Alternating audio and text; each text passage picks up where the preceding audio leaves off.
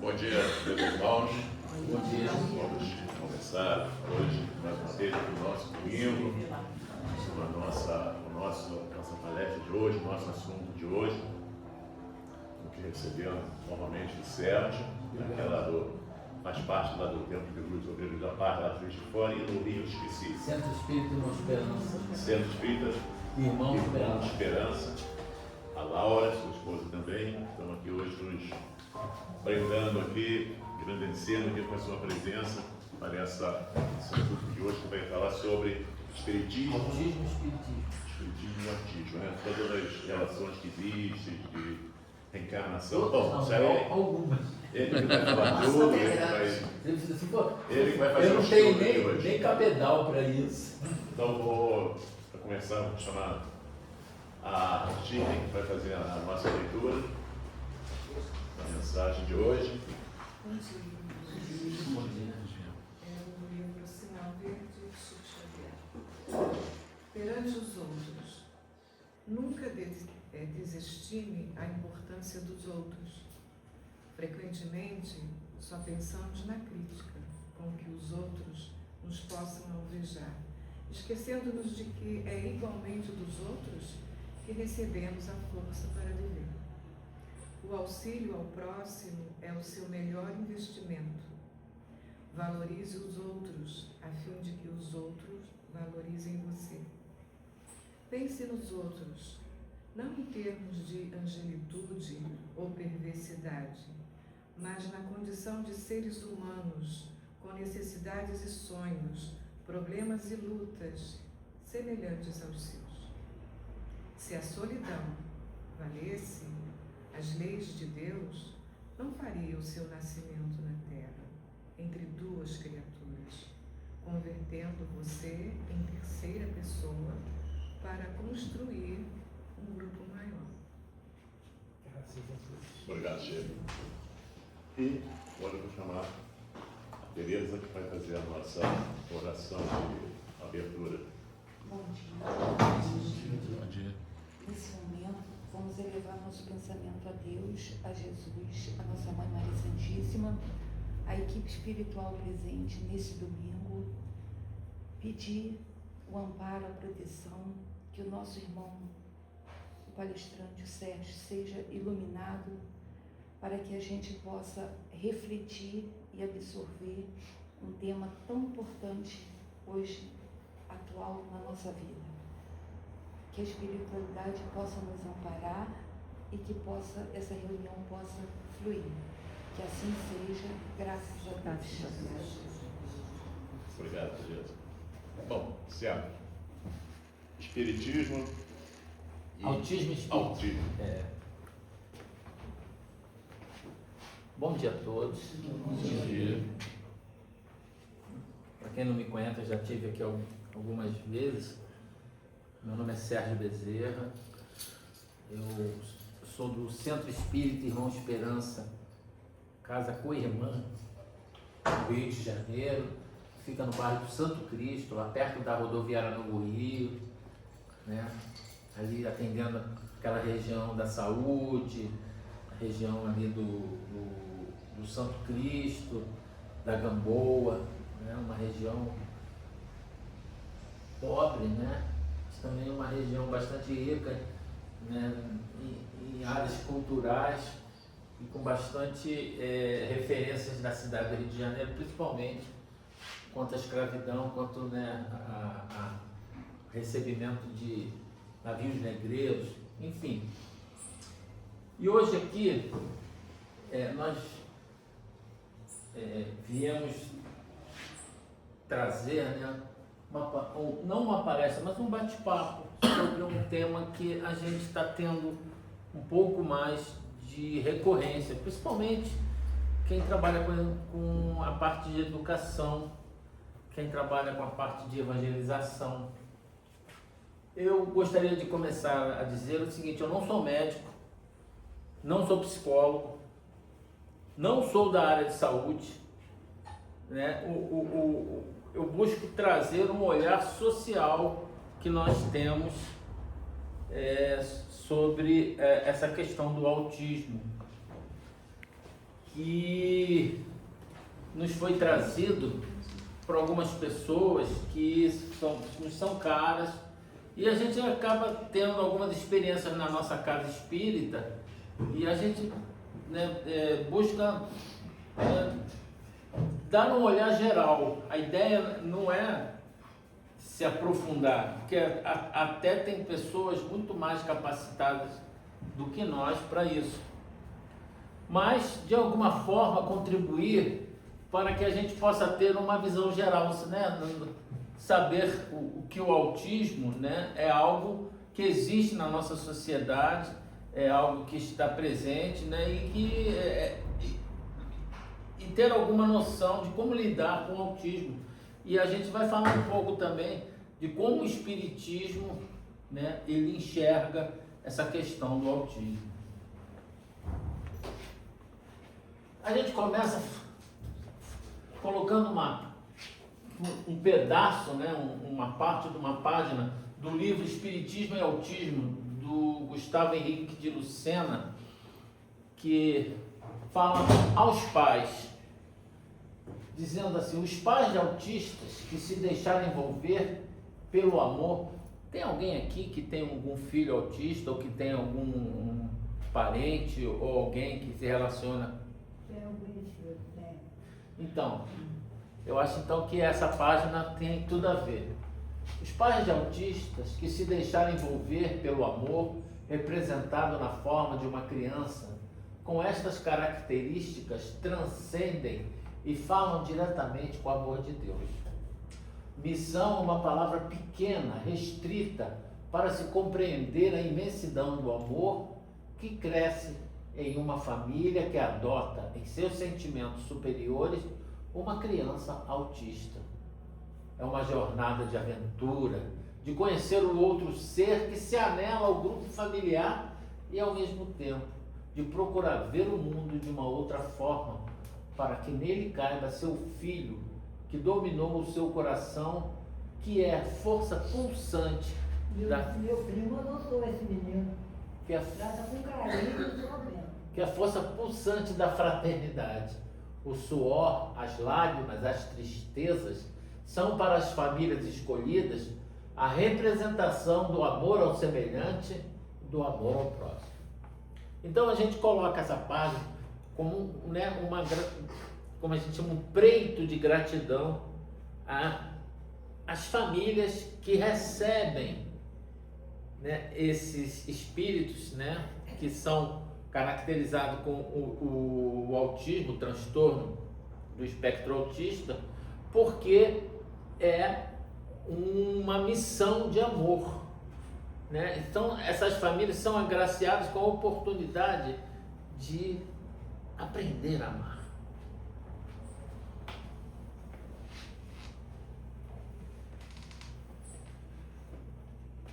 Pergunta básica: o que é o autismo?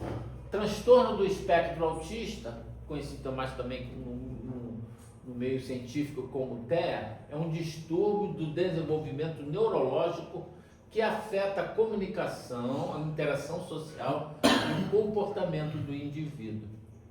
O autismo, ele não é doença.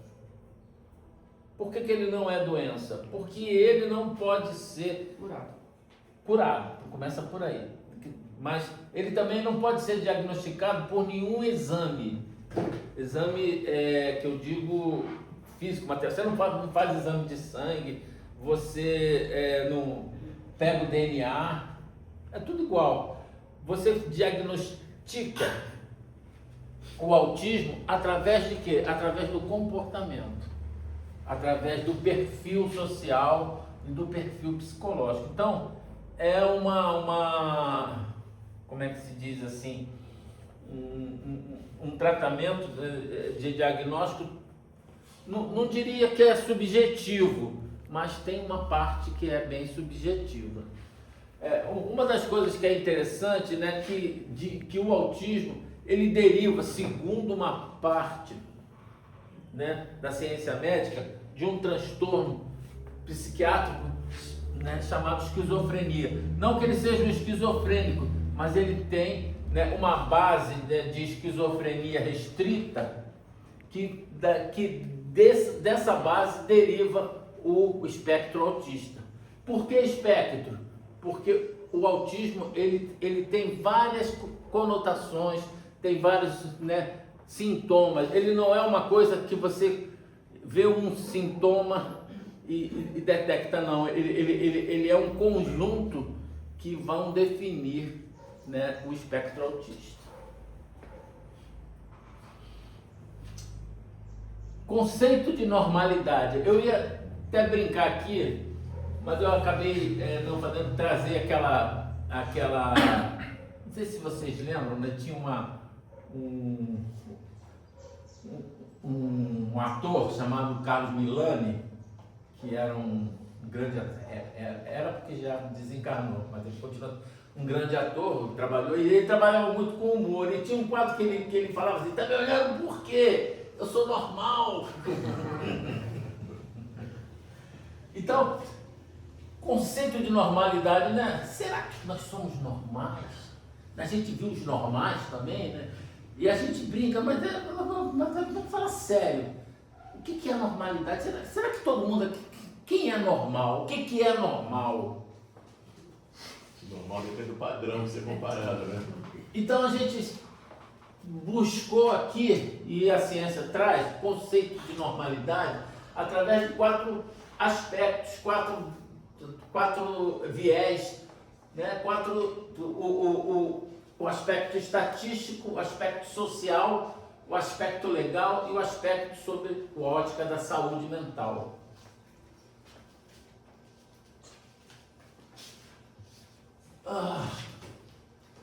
Bom, a estatística é a coisa mais óbvia que tem, mas é importante que a gente diga que a normalidade refere-se ao que é observado como uma frequência na população.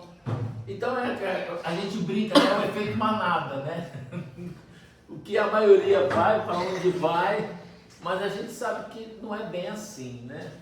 Nem tudo que a maioria faz não é que não seja normal, digamos assim, é o ético, é o correto, é o melhor, né? Mas de qualquer maneira, como normalidade, a sociedade ela adota esse status de que a normalidade é a maioria da população. Todo mundo vestir azul, beleza, é normal. Mas você veste vermelho, não é normal. Mas não tem nada a ver, você pode vestir branco, azul, amarelo, não tem problema. Esses conceitos, eles são bastante interessantes. Quanto à questão da normalidade social, né, ela é definida pelo comportamento que as pessoas estão acostumadas a fazer e que não é repreendido pela sociedade. Então aí a gente passa pela questão da cultura, dos costumes e também passa pelo aspecto legal que a gente vai ver na frente, porque uma sociedade, né, principalmente a nossa sociedade atual, é uma sociedade complexa e que, por ser complexa, ela tem regras, tem leis, enfim, tem uma série de normas que devem ser observadas e cumpridas, senão nós vamos voltar a um estado, né, mais primitivo, vamos retrogradar.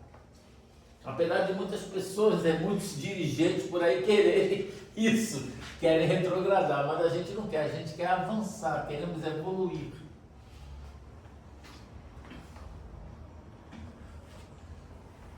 Sobre a questão legal, a normalidade é a capacidade de uma pessoa de agir racionalmente, quer dizer, agir de acordo com o cunho da razão, com autonomia e intencionalidade, sendo imputável e responsável pelos seus atos. Significa dizer, então, que, sob o aspecto legal, a normalidade é alguém que tem, né, as suas faculdades mentais, consideradas normais, porque utiliza a razão, né, a razoabilidade, e ele é considerado que, com o uso dessa razão, ele tem intencionalidade, ele faz as coisas por vontade própria, por intenção. Quer dizer, um exemplo disso clássico é um testamento, né? Por exemplo, uma pessoa que faz um testamento, ela tem a intenção de fazer algo para deixar para alguém, então ela utiliza a sua vontade própria, né? O seu livre-arbítrio para isso, é intencionalidade, sendo imputável e responsável pelos seus atos. E o que é imputável? É uma pessoa que ela responde pelos seus atos. Existem pessoas que são chamadas de inimputáveis, que são aquelas pessoas que têm deficiências mentais, né? Quando fala assim, os loucos, os alienados, né? Existem as crianças, elas não são consideradas imputáveis porque elas não têm ainda a capacidade de utilizar a razão de discernimento e sendo responsável pelos seus atos. A partir do momento que nós somos imputáveis, nós temos as responsabilidades, nós temos os bônus das nossas ações, mas também temos os ônus. Esses bônus e ônus significam a responsabilidade dos nossos atos, né? A gente está aqui nessa casa, no Centro Espírita, hoje, nós estamos, né, ganhando o quê? Bônus espirituais, porque podíamos estar, sei lá, em casa, dormindo, viajando, mas a gente está aqui com o intuito de quê? De aprender, com o intuito de estudar, com o intuito de praticar caridade. Isso tudo são coisas que fazem com que nós tenhamos os bônus. E tem pessoas que estão por aí bebendo, quer dizer, não tem nada contra quem bebe, mas tem pessoas que estão por aí fazendo crimes. Então, o que vai acontecer com elas? Elas terão o ônus da sua responsabilidade também pelo seu livre-arbítrio. Isso, então, do ponto de vista legal. Olha, se alguém quiser perguntar alguma coisa, fica à vontade, tá? Não precisa esperar, não pode me interromper. Isso aqui é um bate-papo.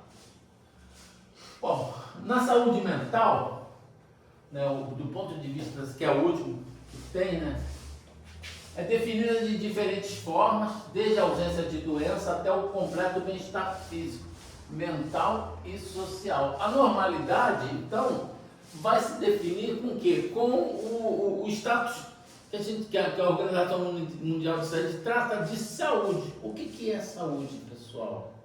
Saúde é uma coisa interessante.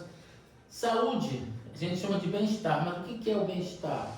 O bem-estar é o equilíbrio, vamos lá, físico, equilíbrio homeostático. O que é o equilíbrio homeostático? É o equilíbrio das nossas funções orgânicas, né? Se alguma das nossas funções orgânicas estiver maior ou menor do que as outras, nós vamos estar em desequilíbrio. E o desequilíbrio promove o quê? Promove a doença. E aí, a saúde, ela não está somente inserida no plano físico, no plano material, ela também está inserida no plano quê?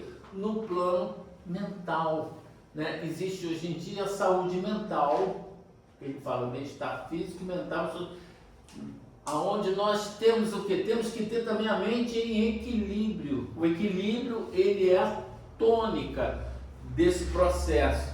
Então, a saúde mental, ela vai fazer com que nós, né, por exemplo, né, quando nós estamos passando por um problema, às vezes um problema de saúde física, pode afetar a nossa saúde mental, porque nós ficamos preocupados, achando que vamos e pensando o que nós vamos fazer com a nossa família.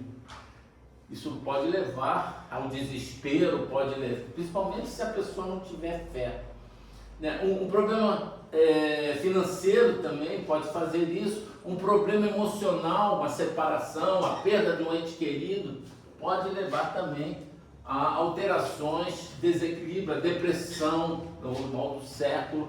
Tudo isso trata da saúde mental e também o aspecto social, que são as chamadas sociopatias, né, que são comportamentos que os indivíduos desenvolvem, aonde, né, o indivíduo, né, digamos assim, acaba não tendo a normalidade, né, não tendo o equilíbrio necessário para conviver em sociedade, né? A gente tem os sociopatas, que é um transtorno que muitas pessoas vivem, são com pessoas extremamente egoístas, ególatras, egocêntricas. Nós temos vários tipos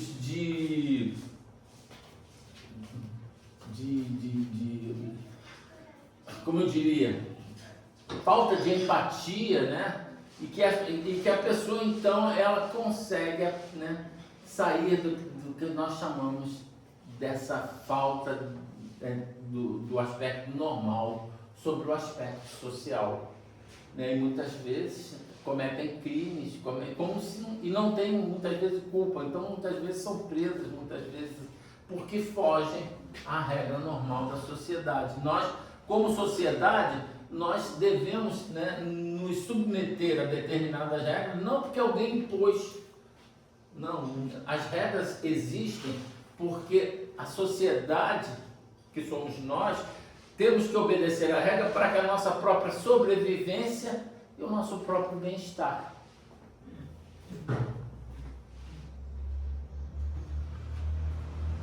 Vamos falar um pouco agora de autismo de uma forma um pouco mais dentro desse olhar do espectro autismo. O autismo, ele é um transtorno do neurodesenvolvimento. O que é o neurodesenvolvimento? Nós temos a mente, que é algo, digamos, que não é física, né? É algo que é extrafísica, e nós temos um instrumento da qual a mente se utiliza para que ela possa se materializar, que é chamado cérebro. Então, o cérebro nosso, ele existe basicamente, né, para controlar as funções do nosso corpo físico. Nós temos uma parte que controla o sono, a fome, o equilíbrio. E nós temos outra parte que controla as nossas memórias, nossas emoções, a nossa inteligência. Esse controla é totalmente entre aspas, né? Porque na realidade o espírito não é o cérebro é um instrumento. É como se nós estivéssemos aqui no computador e nós, né, fizéssemos uma inteligência artificial. A inteligência artificial ela tem uma série de requisitos, tem uma série de habilidades, mas a inteligência artificial não é a inteligência, porque a inteligência artificial foi criada por alguém que a planejou, que a criou e fez com que ela pudesse, né, com as habilidades, fazer outras criações. Então, o neurodesenvolvimento, ele é importante por quê? Porque o cérebro, ele permite a nossa manifestação no mundo físico. Quando o cérebro, ele não se desenvolve, né? Por que neuro? Porque o cérebro, ele é feito principalmente com neurônios, as células. E esses neurônios, eles são as células principais dos nossos pensamentos, que a gente chama de sinapses, que são a materialização dos nossos pensamentos, das nossas memórias. Se alguém não entender, por favor, é só falar que a gente retorna. Então, é como se o computador nosso, né, fosse o cérebro, que controla os outros sistemas. Mas nós temos, né, nesse computador, esse computador, ele é o hardware. O hardware sozinho não faz nada. Você precisa de um software. E esse software é a mente. E a mente é a inteligência, né? É o espírito, que é a inteligência. Então nós, espíritos, somos aqueles que comandamos o nosso cérebro. Na realidade, nosso espírito, ele constrói o nosso cérebro e o nosso corpo como um todo. Lembrando sempre que antes de nós reencarnarmos, né, o espírito que reencarnante, o que acontece com ele? Ele sofre, né, uma redução vibratória, fica do tamanho de uma célula, né, e a partir do momento que há, né, a conexão entre o óvulo e o espermatozoide, formando uma célula ovo, esse espírito que teve a redução vibratória, ele se conecta a essa célula e a partir daquele momento, dessa conexão, ele vai plasmar, ele vai ser a forma do corpo físico que irá ser gestado e que 9 meses depois será, né, 9 meses depois de uma gravidez normal, ele será, digamos assim, virá à luz. Mas quem, né, é responsável pela construção, pela geração, é o espírito do reencarnante. Então, nós somos, então, né, espelhos da nossa própria espiritualidade. O nosso corpo físico fala muito de nós, porque nosso corpo físico também é o reflexo, tá? De quê? De nossas experiências, de nossas vidas passadas. Então, tudo aquilo que nós cultivamos, né, acaba se refletindo no nosso corpo físico. Se nós cultivamos amor, se nós cultivamos bem-estar, alegria, nós vamos ter um corpo são. Mas se nós tivermos falhas, e nós tivemos, claro, ninguém aqui é perfeito, todos nós estamos no mundo de provas e expiações, temos muito ainda a evoluir, a consertar, né? Então, nós trazemos dentro de nós o que? Imperfeições, né? E essas imperfeições muitas vezes se traduzem em quê? Em doenças. Pessoas que têm hepatite, pessoas que têm diabetes, pessoas, né, que, inclusive a medicina holística, né, e a homeopatia também, né, do Dr. Samuel, ela fala que não existem doenças, mas existem doentes. E o olhar deles é sobre a pessoa, sobre aquele espírito. Porque quando você trata o espírito, né, o corpo físico, ele, na realidade, o que ele é? Ele é como se fosse um mata-borrão, né? Lembra do mata-borrão? Quem é jovem não conhece, mas antigamente a gente usava uma caneta chamada tinteiro. E essa caneta tinteiro a gente escrevia, e aí tinha que botar um negócio para tirar o excesso da tinta. O nome disso era mata-borrão. Então ele pegava aquilo ali, chupava o excesso da tinta. Então o nosso corpo físico, o nosso, que o pessoal chama de soma, né, os psicólogos, né, ele é um mata-borrão do espírito, porque é para ele que é drenado todas as nossas imperfeições espirituais. E nós, no nosso espírito, através de um outro corpo chamado perispírito, temos dentro de nós, gravados dentro de nós, todas as experiências, todos os sentimentos, todas as impressões, todos os remorsos, todas as culpas, né? As emoções que nós vivemos em nossa vida, no dia a dia. Nós somos os herdeiros de nós mesmos.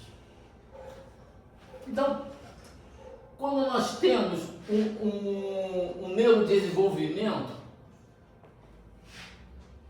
que sofre um transtorno, é porque o espírito reencarnante que está, né, gerando aquele corpo físico, ele tem algum transtorno algum transtorno espiritual.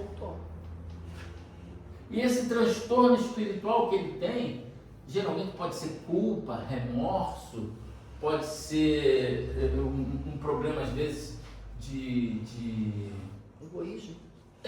Também. Excesso de egoísmo. Ele vai. No autismo. transmitir para aquele corpo físico o quê? Aquele transtorno. E esse transtorno, muitas vezes, ele se localiza onde? No cérebro, fazendo com que o desenvolvimento neurológico, as células do cérebro, elas não funcionem de acordo com o que nós chamamos de normalidade, né, médica social. Elas vão trabalhar de outra forma. E aí sim, quando o nosso computador, o nosso hardware, ele tem algum defeito, ele dá algum problema, o que acontece? A comunicação, né, a utilização, a interação que nós temos com aquele computador, tanto nós que somos os verdadeiros, os doutores falam nós, o espírito reencarnante, tanto o espírito reencarnante quando usa o computador, quanto aqueles que com eles convivem, eles vão ter problemas que eles terão que se adaptar e se resolver. Por isso, aos pais, a página do amor. Então, todo esse introito serviu para definir que o transtorno do neurodesenvolvimento do autista, ele é caracterizado por 3 déficits. O primeiro déficit é o déficit de comunicação, o segundo déficit é o déficit de interação social e o terceiro déficit é os comportamentos repetitivos e restritivos. Tudo bem por aí, pessoal? Pode ser que a gente comece a falar tecnicamente, falando algumas coisas, e às vezes, sei lá, né? Não quero que ninguém, se não entendeu, fala que a gente para, repete, né, e tira a dúvida. Não que eu saiba tudo, se eu não souber, pode dizer, eu não sei, vou pesquisar, depois retorno. Como eu disse, eu não sou médico. Bom, o transtorno do espectro autista é caracterizado por dificuldade na comunicação e interação social, além de padrões de comportamento, interesse e atividades restritas e repetitivas. É importante ressaltar que o autismo não é uma doença, mas sim uma condição do desenvolvimento que varia em intensidade, afetando cada pessoa de maneira única. O espectro autista, ele não é, ele tem algumas, como é que eu diria? Desculpe. Ele tem alguns padrões, mas cada ser é único. Por quê? Porque nós somos seres únicos, somos indivíduos, indivíduo não divisível, cada um de nós. Então é importante que o próprio autista, ele tem o seu característica de neurodesenvolvimento único. Então nós temos que buscar ter um olhar único para cada um. A minha esposa está aqui falando, graças a Deus, porque ela tem experiência no assunto, porque ela trabalha com educação. E ela trabalhando com educação, principalmente como diretora de uma escola pública no Rio de Janeiro, ela teve vários alunos autistas, né, dentro da escola dela. Depois até ela pode falar um pouquinho sobre essa experiência.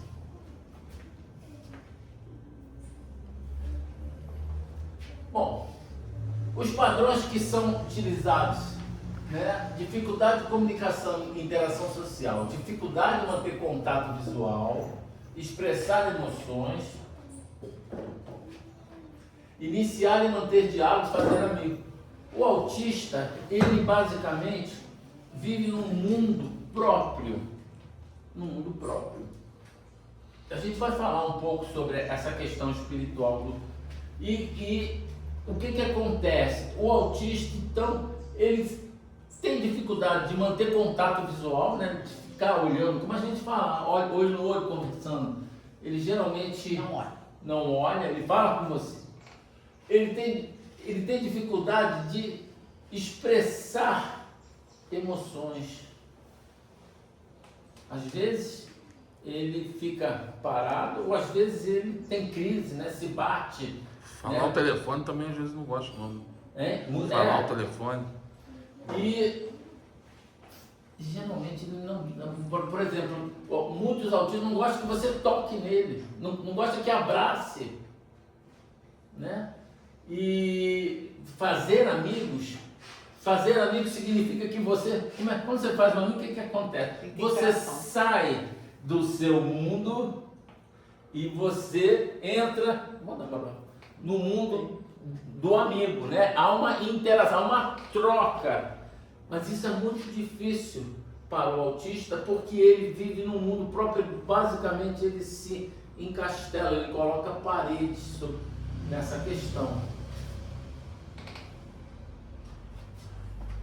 Comportamentos repetitivos e restritos. Isso é muito interessante, porque ele tem interesse intenso em determinados assuntos, ações repetitivas, apego a rotinas e dificuldade de adaptação a mudanças. É interessante, né? Nós temos um amigo que ele é autista leve. E um garoto, ele é um garoto, né? Agora já ele já está com quantos anos? O Roninho. Está com 18? 18 anos já. Mas desde criança, assim, pequeno, ele tem loucura pro carro. E ele sabe tudo que é carro. Ele passa na rua, esse carro é carro tal, não sei o que, começa a falar de mecânica. Sempre foi assim. É o hiperfoco.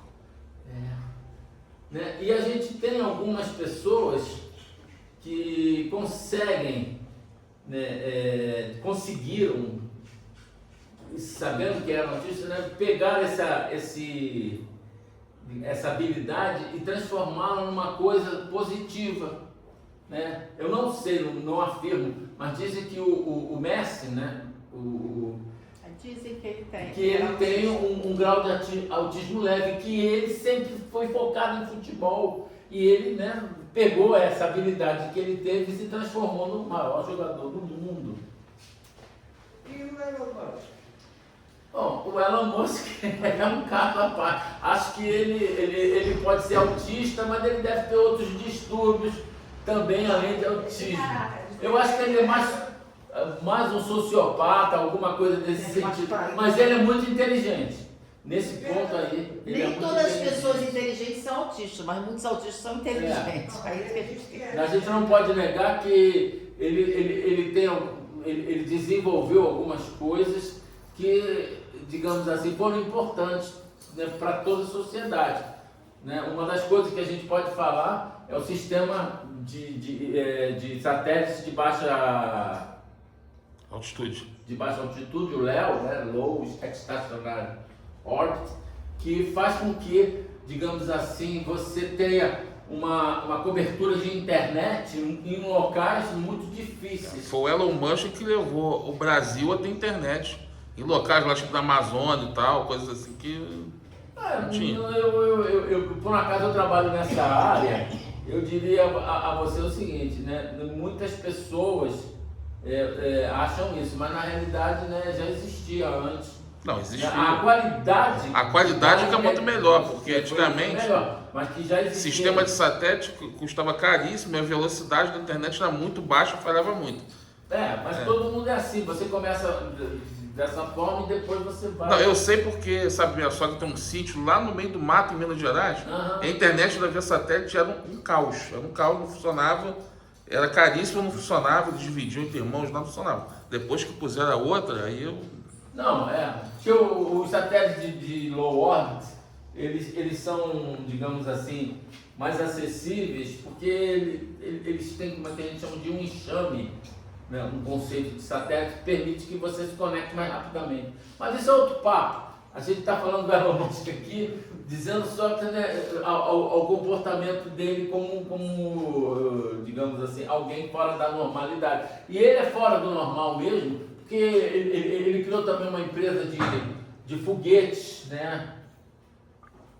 E ele criou também a empresa de carro, uma das primeiras empresas que fazia carros elétricos no mundo foi a dele. Mas em compensação também, ele é uma pessoa que não tem empatia nenhuma, né? A gente nota aqui algumas posições que ele faz, e essa é a minha posição particular, né? Se alguém discordar de mim, fica à vontade, né? Eu peço até desculpa, não gosto nem de discutir essas questões, mas infelizmente nós estamos hoje num mundo passando por um momento difícil e muitas vezes até pessoas não mas com algum espectro, com digamos assim, alguma demência, né, pode atingir os planos de poder, assim como nós tivemos no passado, né? Nós tivemos em Roma os Césares, Calígula, Nero, Domiciano, que foram, né, extremamente cruéis, que foram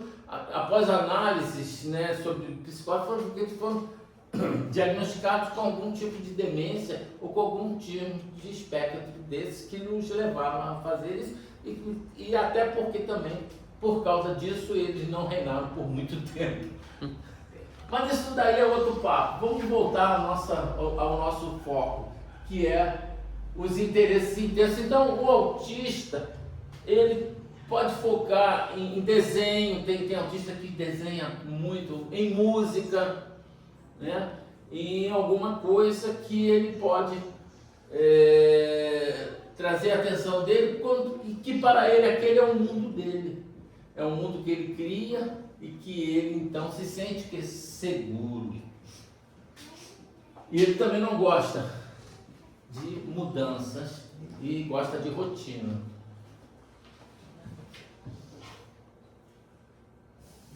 Bom, sensibilidade sensorial. Algumas pessoas autistas podem apresentar hipersensibilidade ou hipossensibilidade, ser muito sensível ou não ter nenhuma sensibilidade a estímulos sensoriais como luz, som e textura. Isso vai depender do nível de autismo. A gente vai falar, existem 3 níveis de autismo. Existe um nível que é bastante forte, onde praticamente o autista ele está tão voltado para si mesmo, tão em si mesmado, que ele não responde a nenhuma estímulo sensorial externo.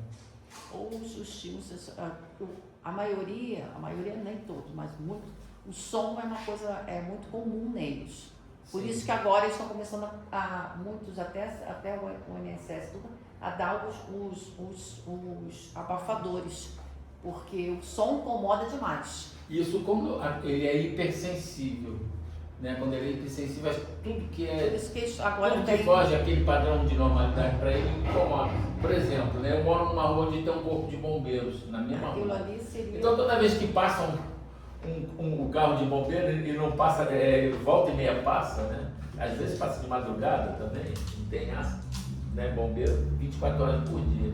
A gente às vezes leva um susto, né? Eu tenho 2 gatos, os gatos ficam assustados. Imagina um autista com hipersensibilidade, é uma loucura para ele, né? Aquilo ali foge, e ele fica completamente transtornado, ele fica completamente fora de si. Nada dos fogos. Também. Os fogos é um crime para qualquer um, né? Para o autista, para o idoso, para os animais, né? Para todo mundo. Só acho que está lá, porque realmente tem que desenvolver os fogos sem barulho, porque é uma coisa terrível. Continuar. O diagnóstico do autismo é feito através de observação de comportamento, relato de pais e cuidadores e testes padronizados. Testes que esses aí não são testes, são testes psicológicos, tá?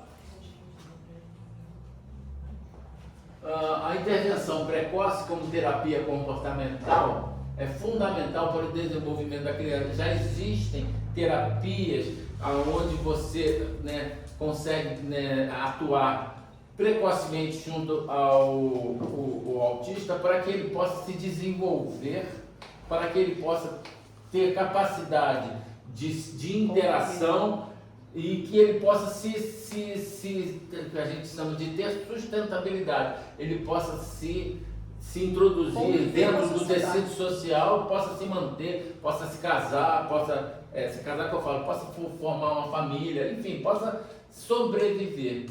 Nós temos um amigo que ele é professor do município do Rio de Janeiro, né? E ele é presidente de um centro espírita lá no Rio de Janeiro. Ele é autista. Ele é autista e ele tem essa experiência. Ele já Casar, tem 2 filhos. Casar, tem 2 filhos. E ele falou que ajudou muito essa questão. E principalmente, né? O básico, isso é a família, né? O amor da família é básico, porque sem amor a gente não consegue. Eu acho que também a religiosidade, acho que o próprio ter convivido sempre dentro de um centro espírita também ajuda muito. Que você dá uma questão do... As intervenções visam estimular o desenvolvimento social e comunicativo, aprimorar o aprendizado e reduzir comportamentos problemáticos, que são as questões dessas terapias. Bom, o autismo é classificado em 3 níveis. O nível 1, autismo leve, também conhecido antigamente como síndrome de Asperger. Asperger. Obrigado por corrigir. Nível 2, autismo moderado, onde você já tem algumas restrições de comportamento, né? Mas que você ainda consegue ter alguma interação social. E o nível 3, que é o autismo severo, onde aí sim há uma completa restrição dos sentidos.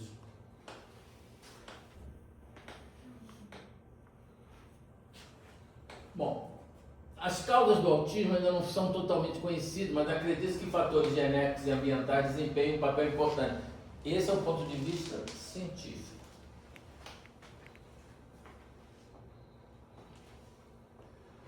O diagnóstico de TEA pode trazer desafios para famílias que precisam se adaptar à nova realidade e buscar informações e apoio. Existem alguns grupos de apoio que eu vi aqui.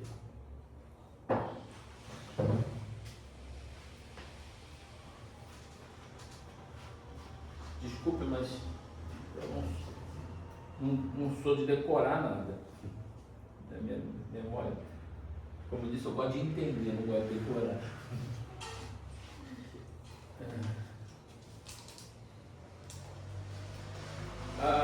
Existe um grupo da União Carioca de Autismo. Existe a Associação Mãos Amigas e existe em Petrópolis o GAAPE, em Petrópolis. Não, deixa eu ver o que é o GAAPE. Grupo de Amigos dos Autistas de Petrópolis, o GAAPE. E o SUS, atualmente, ele dá suporte, oferece apoio via sede TEA, até 17 anos, projeto CATEA no CPRJ. Então, os CACIs todos hoje trabalham com autismo. Um fato interessante é que a maioria das escolas, né, não são inclusivas, mas a escola pública, principalmente a escola pública do Rio de Janeiro, né, que é municipal, da onde a Laura ela trabalhou mais, ela é inclusiva, trazendo para dentro da sala de aula autistas e outras que a gente chama de PCD, pessoas com deficiência, fazendo com que eles possam interagir, né, e possam conviver numa sociedade plural. Aqui em Petrópolis também é inclusiva. Não, com certeza. Mas não tem assim, pode ser que já tenha, mas não tem tanto preparo ao professor. É porque eu acho que está começando a aumentar tanto o número que a gente não está conseguindo chegar a ter essa... Sabe, não é nem só de autismo, não. É de várias outras... Pega o professor e coloca na sala. Isso é uma coisa interessante, né? Está aumentando muito o número, né? Será que está aumentando o número ou a gente está descobrindo que tem, né? Mas Aí tá, né? O que acontece é o seguinte, tanto que hoje em dia, eu tenho um caso de uma grande amiga minha, a Paula, ela hoje com 67 anos descobriu que ela é autista. Ela sempre foi uma pessoa que ela é extremamente inteligente, com doutorado em história, casada, teve filhos, mas ela sempre teve um quadro de depressão. Sempre teve um quadro de depressão, que ela tinha problemas de depressão, problemas de hiperatividade, não sei o que. Hoje ela tem um quadro formado, que ela fez todos, inclusive pelo SUS, e hoje ela tirou carteirinha, que ela conseguiu provar que ela era autista. E que ela falou assim, eu passei uma vida inteira tomando 500 com um psiquiatra, tomando remédio que eu não deveria ter tomado. Que é o grande crime que a gente fez. Por quê? Porque numa época que ninguém sabia o que era autismo. Exatamente. Será que sempre o autismo teve? Quantas pessoas vão morrer sem saber que foi autista? É exatamente isso. Também tem isso. Então acontece isso. A gente não sabia que tinha tantos. Hoje tem tratamentos para descobrir exatamente isso. Gente, agora a gente vai falar sobre a visão espírita do autismo. O que é o autismo segundo a visão espírita? É uma prova para o espírito. Claro, é uma prova, como todos nós estamos aqui com provas. Todos nós encarnamos, temos a nossa cartinha de compromisso que nos dão provas que nós temos que cumprir. Que provas são essas? A família, o trabalho, né? Algumas coisas que a gente quer realizar na vida.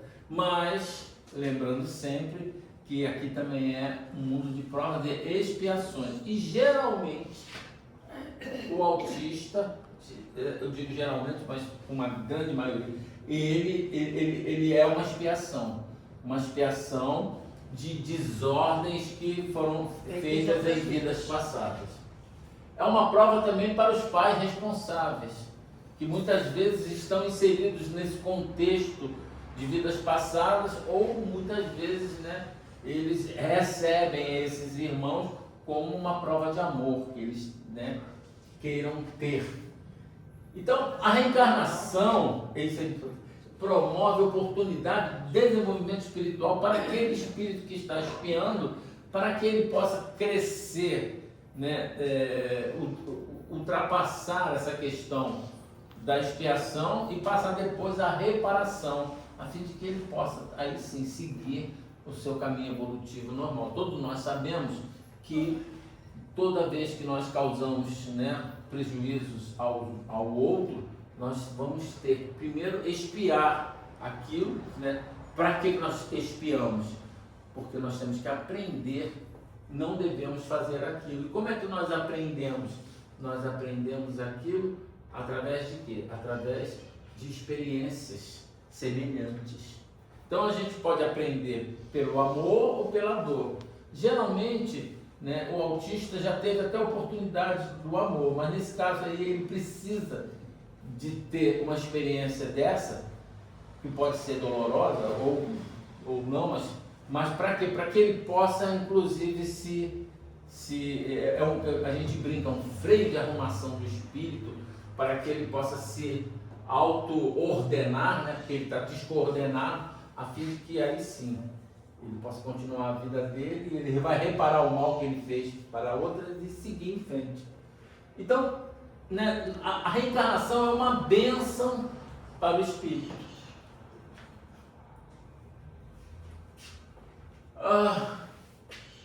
Então, geralmente o autista, como eu falei antes, a ciência médica diz que ele deriva de uma base, né, esquizofrênica, na realidade, esquizofrênica restritiva, não como um diagnóstico de esquizofrenia, porque ele não é esquizofrênico, mas sim como uma derivação dessa base esquizofrênica, que faz com que, aí eu estou falando da mente, não estou falando do cérebro, faz com que essa mente, ela, por causa disso, ela desenvolva aspectos que vão, né, atuar na confecção do cérebro, fazendo com que haja uma degeneração nos aspectos neurais do cérebro e do organismo como um todo. Então, ele pode ser, geralmente, né, ele tem processos obsessivos de vítimas de vidas passadas deles, que piora o quadro de sofrimento dele, né, com agressividade, mutismo e aparente esquizofrenia. Geralmente, né, a gente sabe que o esquizofrênico, a gente já viu alguns filmes sobre isso, né? Ele escuta vozes, né, de outras pessoas, às vezes vê, inclusive, tem clarividência de outros espíritos, e ele acaba, né, abdicando da sua própria realidade para, digamos assim, participar de uma realidade paralela, não diria uma imaginação, mas de um outro mundo do lado dele, podendo até fazer com que ele cometa até atos que vão prejudicar a terceiros e a ele próprio, né? Muitas vezes ele pode se suicidar, ou pode cometer um homicídio por questões esquizofrênicas, inclusive a lei já traz essa questão dizendo que ele não é imputável, muitas vezes ele acaba sendo levado para um hospital psiquiátrico onde ele receberá tratamento. Bom, o que a gente pode fazer a nível espiritual como terapia? Como terapia junto ao autista. Em primeiro lugar, prece. Essa é fundamental. Prece para todos, principalmente para o autista, porque se ele está ali, ele sofre um processo obsessivo, a prece vai ajudá-lo para que esse processo obsessivo seja, digamos assim, ele possa ser diminuído e possa trazer até aqueles obsessores possam ser auxiliados, fazendo com que ele possa se libertar, né, desse processo, mas a gente tem que tratar também um outro processo, que é o processo interno dele, que é o processo da auto-obsessão, que a gente vai falar um pouco. Nós temos os passos são importantíssimos, por quê? Porque o autista, ele vive em si mesmado, no seu mundo interior, então ele emite, né, uma frequência de ondas que fazem com que, é como se ele criasse assim uma barreira eletromagnética, né? Como se não permitindo que essas forças que nós queremos ajudar cheguem até ele, mas os outros obsessores conseguem sintonizar com ele. A gente sabe que sintonia é tudo, né? E quando é igual aquela história do rádio, né? Você quer ouvir música clássica, você bota lá na MEC. Você quer ouvir futebol, você bota lá na Rádio Tupi. Você quer ouvir música popular brasileira, tem a Rádio MPB. Então você sintoniza, né, com o que você quer. Quando você está com culpa, com remorso, com ódio, o que acontece? Você está transmitindo isso, lembrando que nós somos, né, eu diria um radiotransceptor, de transmissor, receptor de receptor. Nós transmitimos e recebemos essas ondas. E os obsessores, eles sintonizam. Quando a gente está num nível mais elevado, ele não consegue sintonizar. Então, os passos, o que ele faz? Ele faz com que essa camada de ondas, elas possam ser diluídas, né? Elas recebem um choque, né? E não só isso, mas também os miasmas que são criados, né? Porque a gente cria formas de pensamento, né? Com o nosso pensamento, e fazendo com que ele possa ter uma calma, um aplacamento desse processo, e fazendo com que então essas entidades, né, com vibrações superiores benéficas possam auxiliá-lo mais positivamente. A água fluidificada, trazendo, né, através do corpo físico, aí, pelo processo da quintessência, fazendo com que toda aquela energia que é depositada na água possa reverberar no corpo físico e espiritual, do físico para o espiritual. A parte da desobsessão, que a gente já falou aqui, o atendimento aos irmãos de necessidade, né? Porque a gente sabe muito bem que não existem vítimas. Todos nós somos responsáveis pelos nossos atos. E muitas vezes nós somos vítimas de um processo, mas nós também causamos prejuízo para estar naquele processo. Então, quando nós, né, quem trabalha com desobsessão, não sei se aqui vocês trabalham com desobsessão. Não? Aqui não está tão. Quem trabalha com desobsessão, a gente cansa de ver, né? Eu já vi processo obsessivo de 300 anos. E aí você nota que aquele irmão, que ele ficou 300 anos, e aí no dia que ele se liberta, né, a gente vê, mas a gente entende o caso como um todo. porque a gente tem informação, né? Por que ele ficou? Porque ele errou nisso, naquilo? Não é porque ele errou, mas foi fruto de quê? De uma colheita, de uma semeadura que ele fez, e nós sabemos que nós colhemos sempre aquilo que nós plantamos.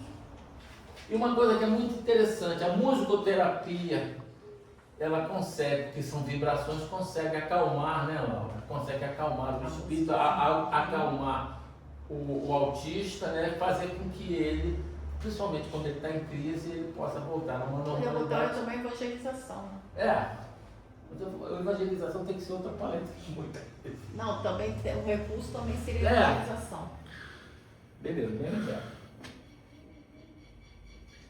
Bom, vou falar aqui de duas coisas. Eu vou pedir licença a vocês, vou passar um pouquinho da hora, mas não muito, prometo. Primeiro caso é um caso que tem nesse livro aqui, ó. Essa água aqui é minha? Sim. É, Pode até beber para se você quiser. olhar a palavra. É bom também com a boca seca. Esse livro aqui é chamado Loucura e Obsessão, do Espírito Manuel Filomeno de Miranda, psicografado pelo nosso querido Divaldo Franco.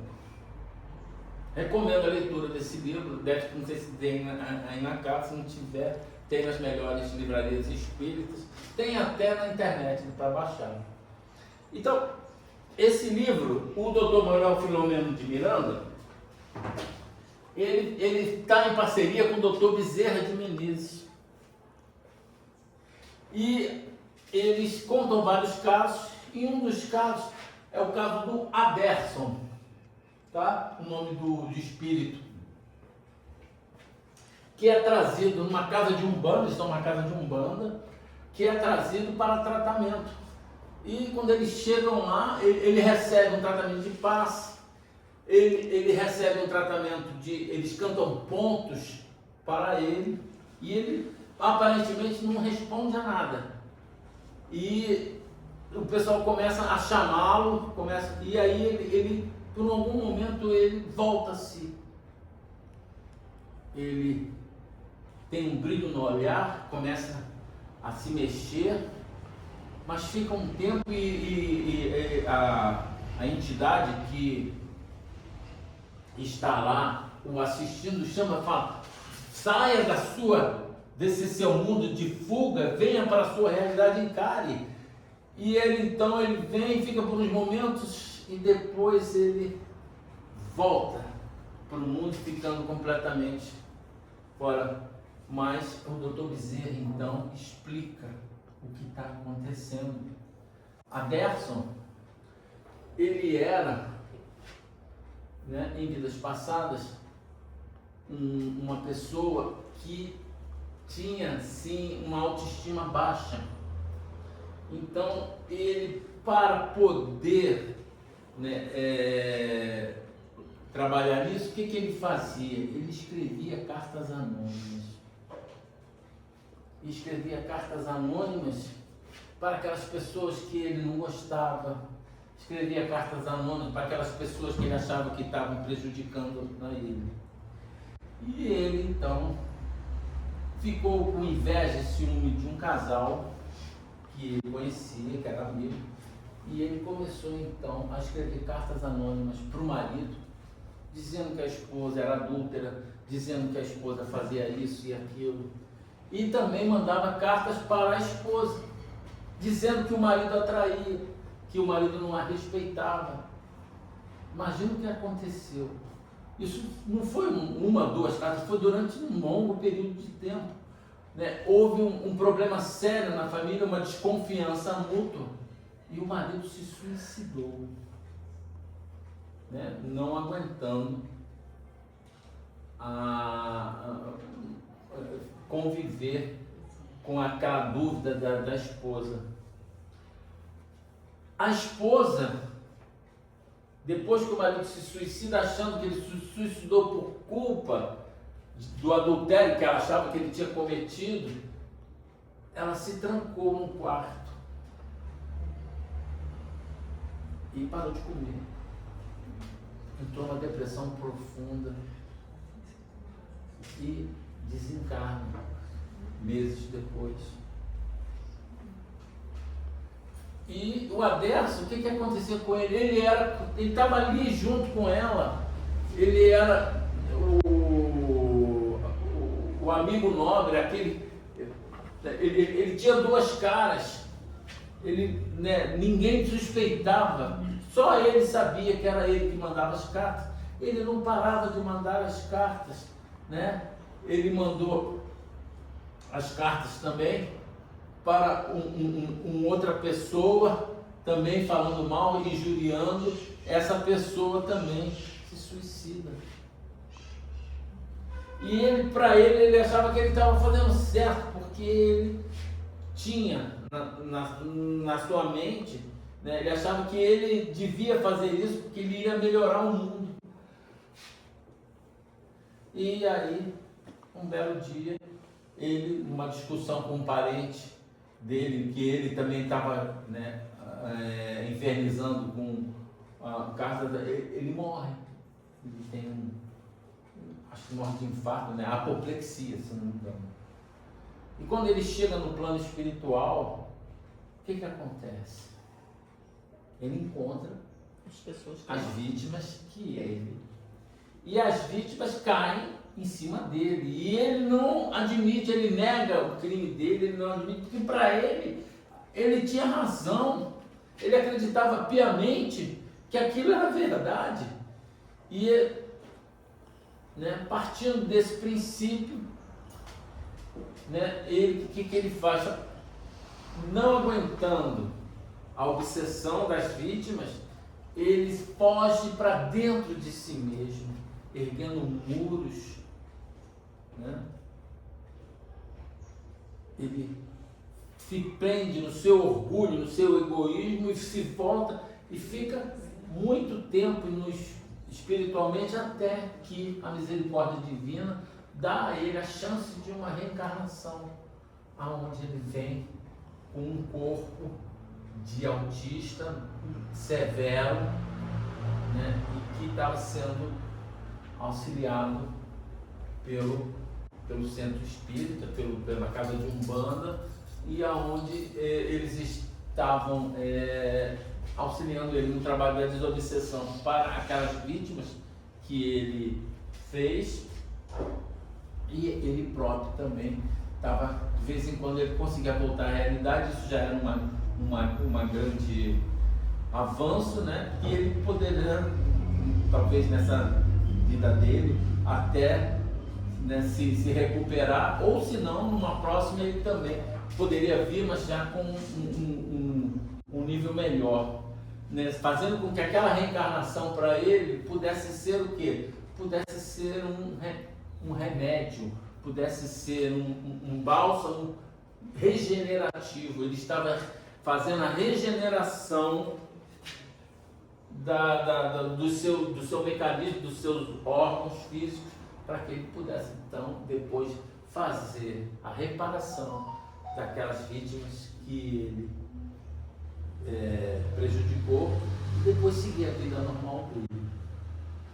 Vale a pena ler esse capítulo 7 do livro Loucura e Obsessão. Anotem, que vocês vão ver exatamente. O Dr. Bezerra dá uma aula sobre essa questão de sintonia, sobre essa questão do orgulho, do egoísmo, sobre a questão de que dessa fuga e a questão dessa terapia que foi feita. E por último, mas não sendo a última, eu vou falar de uma mulher chamada Eunice Kennedy Shriver. Já ouviram falar dela? Eunice Kennedy Shriver, ela era irmã do JFK, do presidente americano John Kennedy. Ela era irmã dele. E eles eram uma família numerosa. Nessa família tinha uma outra irmã chamada Rosemary, que tinha problemas de retardo mental. Eu digo retardo mental porque isso foi na década de 30. que ela nasceu. Ninguém sabia que era autismo. Ninguém sabia que era autismo. Então, ela tinha problemas de aprendizado. O aprendizado dela era mais lento, problemas de fala. E quem cuidava da irmã Rosemary era a Eunice. Quando chega a guerra, né, em 1941, que os Estados Unidos entram na guerra, o pai dela, o pai do Kennedy, o que ele faz? Ele faz uma coisa assim, completamente inesperada. Ele, sem consentimento nem da esposa, nem consulta os filhos, os irmãos, ele autoriza que seja feita uma lobotomia experimental na irmã dela, chamada Rosemary. Essa lobotomia não dá certo e a Rosemary fica completamente incapaz de falar, né, praticamente de andar, vira como se fosse quase vida vegetativa. E aí, né, ela é encaminhada por uma instituição, né, discretamente, porque os Kennedys não queriam que aparecesse, porque o Kennedy é uma família de grande prestígio nos Estados Unidos e no mundo. Mas Eunice, que era próxima de Rosemary, nunca esqueceu Rosemary. Então, no ano de 1962, ela cria no quintal da casa dela o Camp River, que é um campo onde ela traz crianças com deficiência, crianças com autismo, criança com síndrome de Down, crianças, enfim, de todo tipo. E ela criou um auê tão grande, porque a vizinhança toda queria expulsar ela dali. Só que ela era uma Kennedy, não deu para expulsar ela dali. E o que ela fez? Né? Quanto mais eles reclamavam, mais crianças ela trazia e mais crianças se divertiam. E o irmão dela, né, foi eleito e ela consegue então fazer com que o Kennedy convence ele a implementar políticas públicas para a inclusão de crianças, né, com deficiência. Eles chamavam crianças especiais. E aí a pressão contra isso aumentou de tal forma que ela toma uma atitude que é uma atitude radical. Ela faz um artigo na revista mais lida dos Estados Unidos da América, contando a história da sua irmã Rosemary, o que aconteceu com ela. E isso foi um caos na família, que brigou com ela, que ela não poderia trazer a público um caso que era, né, pessoal da família.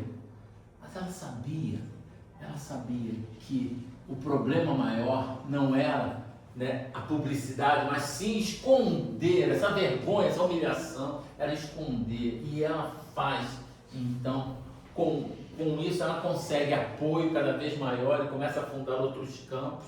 E ela é a fundadora, né, das Olimpíadas Especiais, né, a Special Olympics, que não foi ainda, mas ela foi uma precursora, uma pioneira das Paralimpíadas, trazendo esses irmãos com deficiência da obscuridade que existia na época, trazendo esses irmãos para o público, fazendo com que eles pudessem disputar através do esporte, através da cultura, eles pudessem disputar e serem vistos e fazer a luta contra esse preconceito, né? Ela viveu nos Estados Unidos e morreu em 2009, e a irmã dela, Rosemary, no ano de 1997, se eu não me engano, ela levou a irmã para ver uma desses jogos que,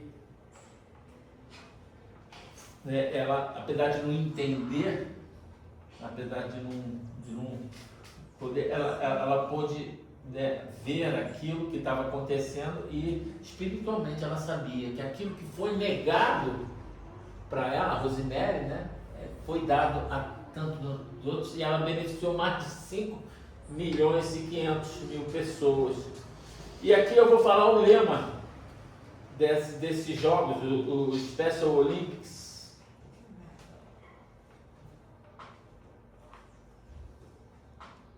ele diz o seguinte, o lema: antes do início, né, os atletas com deficiência fazem um juramento, palavras que ecoaram por gerações. Que eu vença, mas se eu não puder vencer, que eu seja corajoso na tentativa. Não me ajude, não tenha pena de mim, que eu seja corajoso. Né? Esse foi o espírito que até hoje, né, depois, né, um médico em 1948 inglês, ele tem a ideia de fundar as Paralimpíadas, e hoje nós temos as Paralimpíadas, e nós temos a inclusão social. Hoje a gente não vê mais a pessoa com deficiência escondida. A gente, lá em Copacabana, onde eu moro, o que a gente vê de pessoas andando com prótese na rua, e é normal, é tranquilo, e vivem uma vida normal. Né? Pessoas que vêm com síndrome de Down, e cada vez mais as pessoas começam a entender que a diferença faz parte da normalidade. Eu quero agradecer muito e agradecer pelo carinho. Eu peço desculpas se ficou faltando alguma coisa. Eu acho que vai ter muita coisa. A ideia não é trazer tudo, a ideia é trazer o tema. Nós temos nós temos alguns livros, né? O Espiritismo de Autismo, que é um livro que tem vou trazer aqui, ó.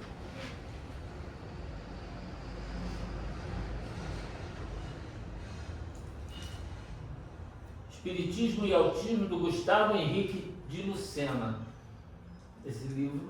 E também nós temos, né, o Espiritismo, o Autismo, Portas Abertas da Evangelização, também é um livro muito bom que fala sobre essa questão do autismo, principalmente na parte de evangelização infantil. Muito obrigado, desculpa pelo tempo que eu passei aí, né? Espero que vocês, né, se eu tiver alguma dúvida aí, vocês podem entrar em contato comigo, podem perguntar agora, se quiserem, eu deixo o meu contato à disposição, né? Lembrando que também não sou médico, né? Não sou psicólogo, não sou nem da área médica, né? Minha esposa é da área da educação, agradeço a ela, né? Se você quiser falar algumas palavras. Obrigado pela atenção, muita boa, muita paz. Obrigado.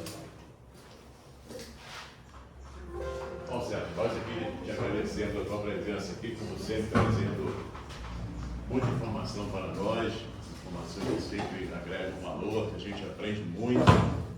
Muito importante essa sua palestra de hoje. Eu quero convidar o Valcir para a nossa prece final e também para as considerações dele. Ele tem sempre os recados. E depois, após o encerramento, nós teremos o passe. Eu não tenho consideração a fazer depois da palestra do Sérgio. Para mim ficou bem esclarecido, né? Até porque a gente sabe que há vários níveis de autismo, e falou sobre o Daniel Messi, tem um menino que eu esqueci o nome, que o ano passou, acho que no início desse ano agora, ele tocou na orquestra daquele maestro João, não sei das quantas lá, que é um maestro, eu para guardar nome, gente velho tem esse problema, me desculpem, tá? Um menino, já pianista com problema diagnosticado, que ele é autista, regendo uma orquestra. Tá? Então, quer dizer, são pessoas especiais e infelizmente nós ainda não temos essa condição de conviver, pelo menos a grande maioria não consegue entender que crianças especiais precisam especialmente de amor. É só isso, nada mais do que isso. E um tomate ruim, um tomate bom e um tomate ruim. Aí perguntaram, mas Chico, tu está comprando tomate, tu vai levar tomate bom, vai levar tomate ruim? É, porque se eu levar só os bons, vai ficar só ruim para as pessoas. Aí toda vez que eu vou comprar tomate, eu ainda não consigo levar um ruim, eu tenho que levar só os bons. Então vocês, por favor, dividam comigo, né, esse poder que a gente ainda não tem. Tá? Sérgio, mais uma vez, muito obrigado pelo seu desprendimento. Sair do Rio para vir para cá para dar palestra, a gente tem que bater palma de pé. Tá? Para mim é desprendimento, a gente te recebe sempre com muito carinho e com o nosso agradecimento. E a gente então eleva o pensamento agora em oração ao Mestre Jesus, a cúpula espiritual dessa casa, aos nossos guias, nossos protetores, que nós carinhosamente chamamos de anjos de guarda. A nossa oração agora é para agradecimento pelos conhecimentos adquiridos no dia de hoje. Que nós possamos entender que esses irmãos, assim como nós, estão aqui num plano de provas e expiações. Devemos tratá-los com todo o nosso carinho, com todo o nosso amor, nossa compreensão. E certo de que todos nós teremos oportunidades, não só junto aos nossos irmãos autistas, mas a outras pessoas com outros tipos de deficiência. Poderemos então ser úteis a eles, agradecendo ao plano espiritual pela manhã maravilhosa de hoje. Que tenhamos uma semana abençoada. Que assim seja. Obrigado, Valcir. Bom, obrigado a todos pela presença e que todos tenham uma semana maravilhosa, uma semana abençoada. Muito